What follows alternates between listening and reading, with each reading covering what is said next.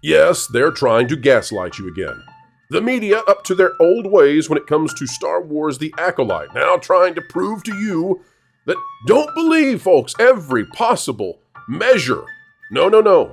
Believe this new thing. Believe that it's the second most popular Star Wars show ever made.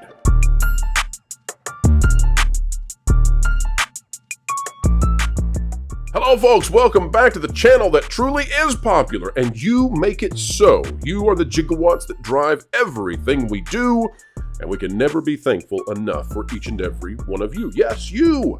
Folks, today we are talking about the Acolyte. We're talking about the fact that the media is gaslighting as hard as they can.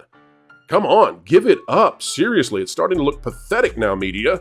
But they're not done. They are claiming at this point that The Acolyte is the second most popular Star Wars show ever made.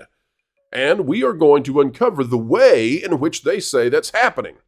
Folks, you won't believe the measurements they're going to try to prove that The Acolyte is popular, despite the fact that it's fallen completely off the ratings charts.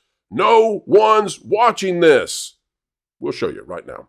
Well, on that note, let me show you how desperate they are to try to get this show to be popular.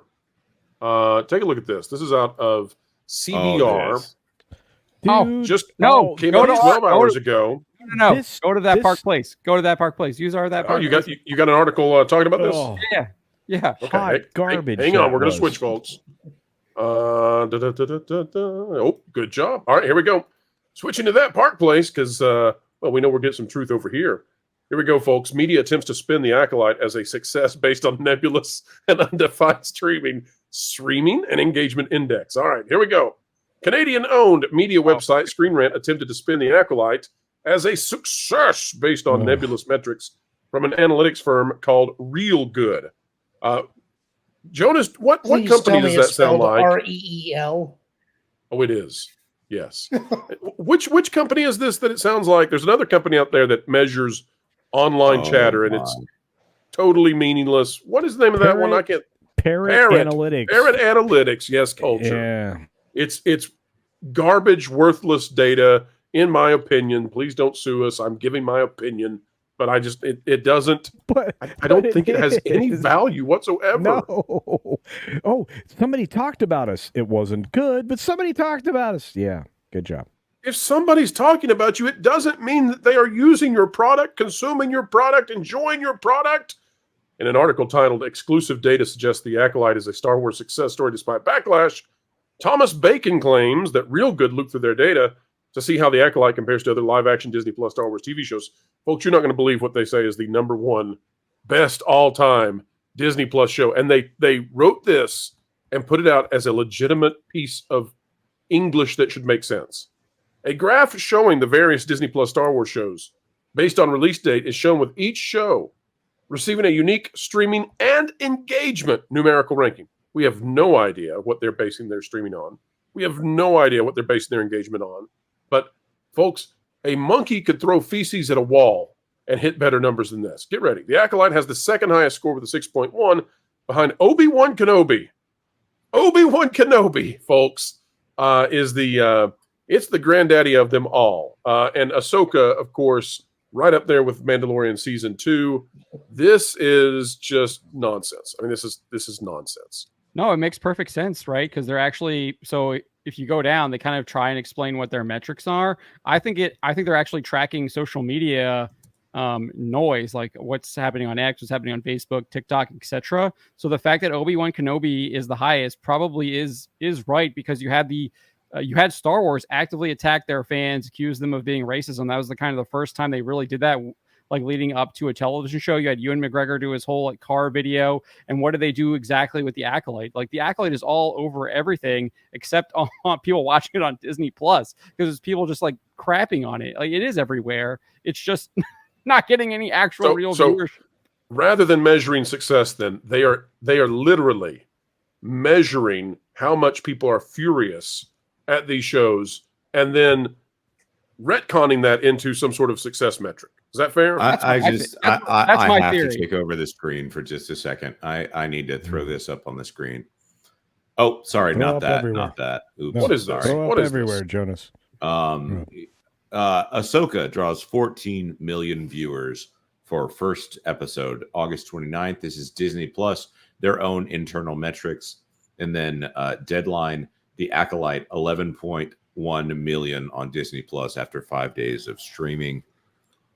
This isn't even beating Ahsoka, and Ahsoka was a dip. Right, and so you also have to look at this too, which I cited in the article, is that the Acolyte numbers here that they show, those are global numbers. Those Ahsoka numbers, my bet is that's actually just US numbers. Because if you look at what Nielsen gave us for the first 2 episodes of Ahsoka, it's 829 million minutes watched. If you do a simple algebra calculation for what they gave us for the Acolyte, which is that 11.1 million, and they say they calculate views total time watched divided by total runtime available. And I did that. I took the 11.1 million divided by whatever the runtime was, and it comes to only 820 million minutes watched, which is less than what Ahsoka did just in the US. So global minutes watched for the Acolyte is 9 million less than Ahsoka. Can I introduce a different idea into the conversation? Sure. Because I like numbers. People don't watch the whole thing. Do you know how I know that? Because I didn't watch the whole thing. I said, I don't want to watch Previously Opened. I don't want to watch the intro. I don't want to watch any of the other bologna sausage that comes along with the episode. Bologna sausage, please. I did say bologna sausage. And then I do not watch. Bologna. Oh, Filoni sausage. You know what? You're right. I'm going to start saying Filoni sausage. So I did not watch any of the other Filoni sausages, including the credits for this episode, because I don't care. And most of the audience doesn't either. So if you have a total runtime and the number of minutes watched, even fewer people would have watched what this is, right? Well, let me throw something at you, Culture. Yeah, exactly. I think that's you're exactly right. Get the most spiritual interpretation. So let me throw this at you guys, okay? If that's where it was, where do you think it's going to be after this episode? Because I'm going to do something that we've not done before. I'm going to tell you my review score for this ahead of time. It's a 0. I've never given anything a 0 on this channel, ever. It's the first 0 I've ever given. And I reserve zeros for things that are painful. Like, it's got to hurt for me to give it a 0. If this were a movie, I would have left. There's no merit in this episode. There's no reason to watch it. It is painful to sit through it. I only sat through it because I'm reviewing it. There's no way you could have forced me to watch this unless I'm literally doing this for my career. So where do you think the audience is going to be if it was already pulling in half, a third of Ahsoka's ratings, and Ahsoka is this embarrassment? Where's it going to be after this episode? Average people aren't going to sit through this nonsense. Where's it going to be, guys? If you look at the Illuminate data, we saw that the first week premiere was 210 million minutes watched. And then obviously the second week jumped up to like 380.5 million. I do think there was maybe some overlap. People still kind of tuning in, watching the first 2 episodes and then the third one as well. And that's why it bumped up. But it quickly dropped from there to like 265, I want to say, and now it's down to like 230 something with the fifth episode, the 4th week. So I mean, we're looking, I think, probably back at like the close to 200 million minute mark, maybe even less. I think it's gonna drop in the hundreds. Yeah. Oh, I think you guys are both right. Here's the weirdest thing. I think that 3rd week bump was because everybody's playing catch up. Yeah. Because nothing else makes sense because it immediately catch up fell back. Yeah. And the hype of how bad it was going to be, the train ride. Right. I mean, you've got people who are like, it can't be that. Oh, my God, it is. And, folks, we have come to the end. Ladies and gentlemen, boys and girls, we'll see you real soon. And, yes, we're still comfortable using that language, even if Disney is not. But we will see you real soon. And in the meantime, folks, you can help us send this out to even more people by clicking the like button, share, subscribe, click it, stick it to the algorithms, it's the notification bell. Drop a comment down below. Let us know your thoughts. If you're not yet a subscriber of At That Pod Place, run by Vash Sky, hosting so much of the content we do here, along with That Park Place, along with brand new content, well, folks, consider subscribing over there. You will have a dandy of a good time. And who doesn't like a dandy? All right, folks, until we see you again, we hope you're all well, friends. Keep learning, keep growing, and keep having fun.